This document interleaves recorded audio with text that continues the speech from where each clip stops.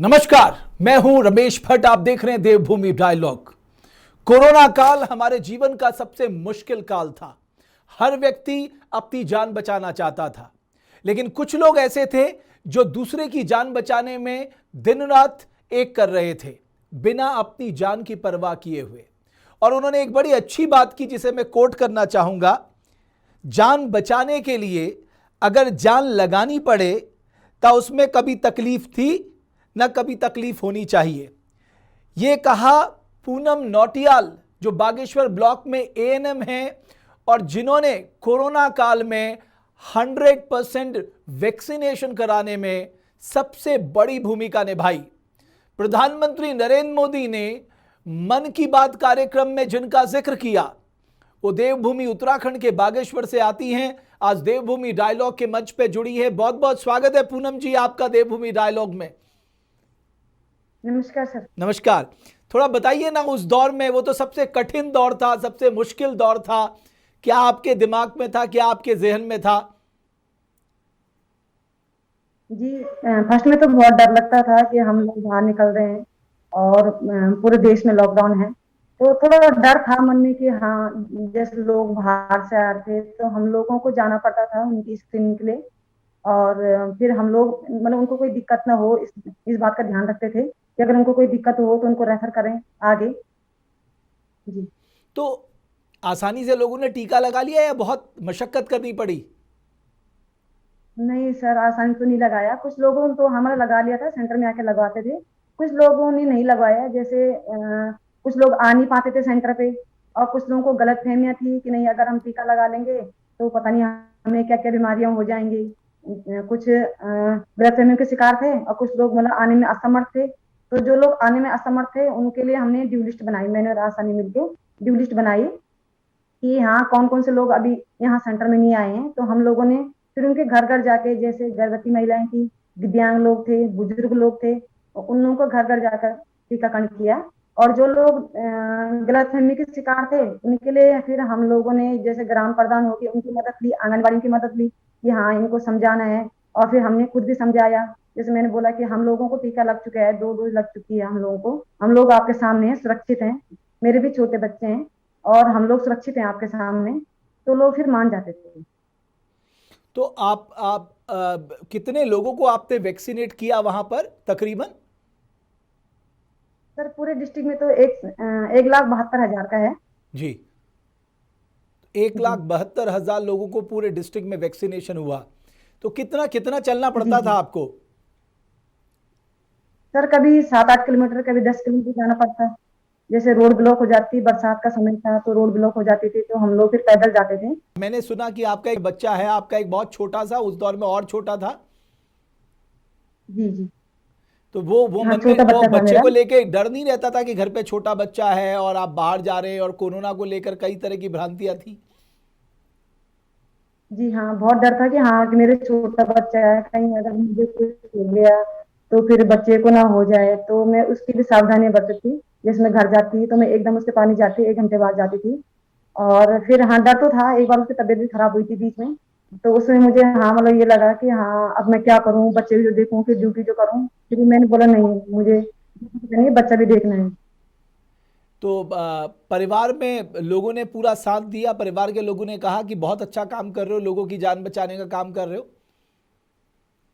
जी हाँ, मेरे हस्बैंड ने बहुत सपोर्ट किया मुझे हम्म। कि हाँ, नहीं, तुझे अच्छा करना है, तुझे मतलब लगन है कि हाँ, लोगों का अच्छा मतलब भलाई करनी है। मेरे पापा का सपना था सर, पापा उसमें आर्मी में थे ना। तो जी। पापा का सपना था कि नहीं, पापा को बचपन से देखा था कि हाँ, देश सेवा कर रहे हैं, तो मन में हो जाता था कि हाँ, मुझे भी देश सेवा करनी है। तो फिर मेरा इसमें चयन हुआ एनम में। तो फिर मैंने बोला नहीं, नौकरी छोटी हो या बड़ी हो, मुझे देश की सेवा करनी है, समाज की सेवा करनी है, तो जो मुझसे बन पड़ेगा मैं उसको करूंगी। तो मैंने सुना आप वैसे पहले डॉक्टर बनना चाहती थी?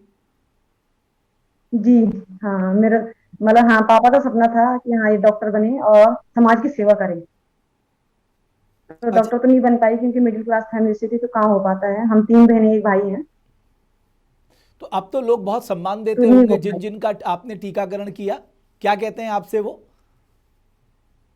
सर बहुत मतलब बहुत रिस्पेक्ट देते हैं कि हाँ बोलते हैं कि हाँ वैक्सीन वाली आंटी आ गई है, बच्चे छोटे छोटे बच्चे बोलते हैं वैक्सीन वाली आंटी आ गई है।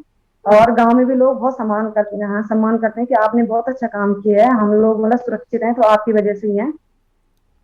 तो अभी और बहुत आशीर्वाद भी देते हैं, बुजुर्ग लोग आशीर्वाद भी देते हैं। अभी तो बच्चों का टीकाकरण चल रहा होगा ना?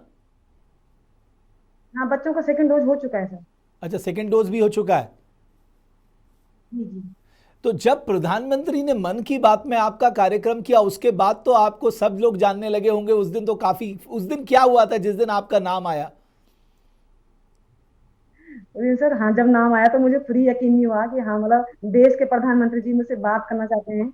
और मुझे तो खुद ही हाँ मतलब वो नहीं हुआ कि हाँ सच्ची में करना चाहते हैं कि कोई मतलब हम मतलब ऐसे बोल रहे हैं। फिर वहाँ ऑफिस से फोन आया, फिर उन्होंने बोला आपकी बात होगी।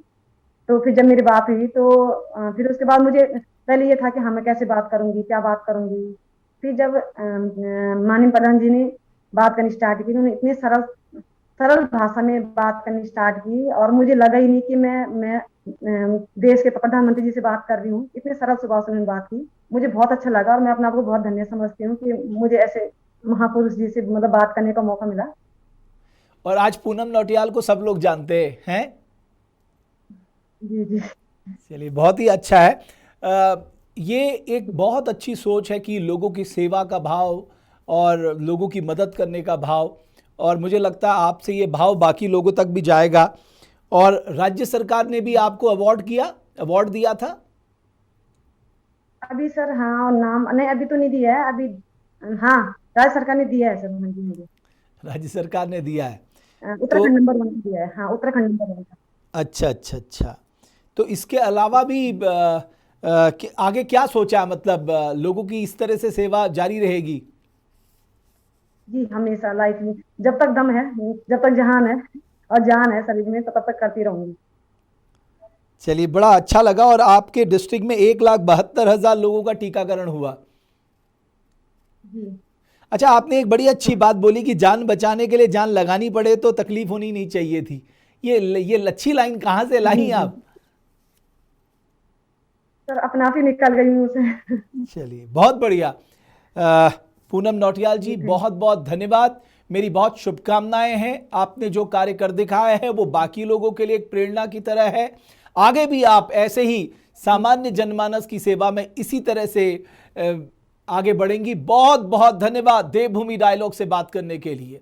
तो मैं उत्तराखंड के ऐसे लोगों को आपके सामने लाता हूं जिन्होंने लीक से हटकर काम किया। आप सोचिए, घर में छोटा बच्चा, लेकिन उसके बाद भी लोगों की सेवा करने का जज्बा, कोरोना काल में इतनी मुश्किलात, लेकिन उन्होंने हर घर जाकर लोगों को वैक्सीनेट किया। और यही कारण है कि मन की बात में खुद प्रधानमंत्री ने पूनम नौटियाल से बात की। बहुत बहुत धन्यवाद आप सभी का हमारी इस खास पेशकश को देखने के लिए।